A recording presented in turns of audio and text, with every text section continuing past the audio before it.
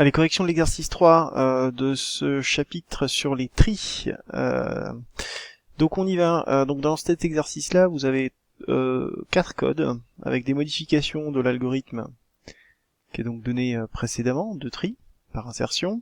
Et à chaque fois, il va falloir trouver les différences et expliquer du coup pourquoi ça marche pas, hein. L'idée, c'est vraiment de vous pousser à comprendre chaque détail du tri par insertion, de manière à vous montrer que y a rien à enlever dans cet algorithme et que tout est utile. Alors dans le premier, hein, vous avez dû vite repérer que ce qui manque, c'est ici la partie EJ supérieure à 0. Qui fait que, qu'est-ce qui va se passer? Eh bien, si jamais cette condition-là n'est jamais vérifiée, enfin est toujours vérifiée plutôt, c'est-à-dire que x est en fait plus petit que toutes les valeurs, vous allez boucler à l'infini. Donc la boucle, vous n'en sortirez jamais, vous aurez une boucle infinie. Hein, je vous rappelle qu'en fait l'idée c'est que à un moment, comme j décroît à chaque tour, à un moment j sera égal à 0. Donc logiquement, si on regarde l'algorithme, ici on va sortir de la boucle puisque on n'aura plus j strictement supérieur à 0. Et si on est revenu à j égale 0, ça veut dire que il faudra que je mette en premier élément dans ma liste l'élément que je suis en train d'essayer de trier. C'est ça l'idée. Donc si j'enlève j supérieur à 0, j'ai une boucle infinie et du coup pourquoi j'ai une boucle infinie, hein, je vous l'ai pas dit, hein, je vais peut-être le dire quand même, il y a un moment j va être égal à moins 1. J égale à moins 1, quand on va, même j égale 0, là vous allez faire appel à liste de moins 1, et liste de moins 1 c'est le dernier terme de la liste. Et comme ça vous allez boucler, hein, liste de moins 2 c'est l'avant-dernier, liste de moins 3 c'est l'avant-avant-dernier, etc. Donc voilà, il manquait ça. Alors dans le deuxième code, hein, il vous manque j égale j moins 1, ce qui fait que j n'évoluera jamais.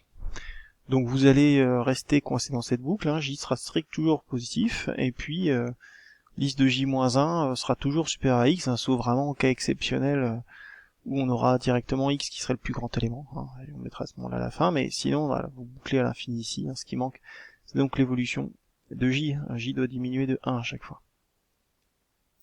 Le troisième code il est différent parce que ici on utilise une boucle for plutôt qu'une boucle while. Alors en soi, pourquoi pas, hein, c'est tout à fait possible. Je vais vous montrer comment on le ferait d'ailleurs, mais seulement ici, on va de i à l'n de liste, donc j va aller en augmentant, alors que dans l'algorithme de tri, par insertion, j doit diminuer, hein. Donc évidemment c'est une erreur ici. Alors je vous montre à quoi devrait ressembler une bonne ligne de code avec un for. Voilà, donc ici, faudrait que j aille de i à moins 1 avec un pas de moins 1. Alors je vous rappelle, hein, ça veut dire que ça s'arrête à 0, hein, ça va pas jusqu'à moins 1, ça s'arrête toujours au terme d'avant. Voilà.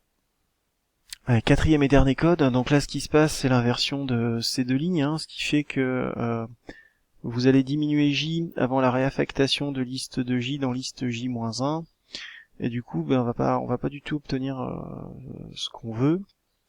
Donc vraiment l'idée de l'algorithme c'est tant que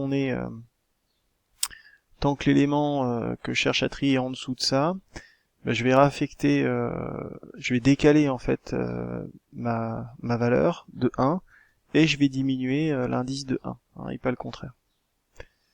Voilà ce qui termine cet exercice.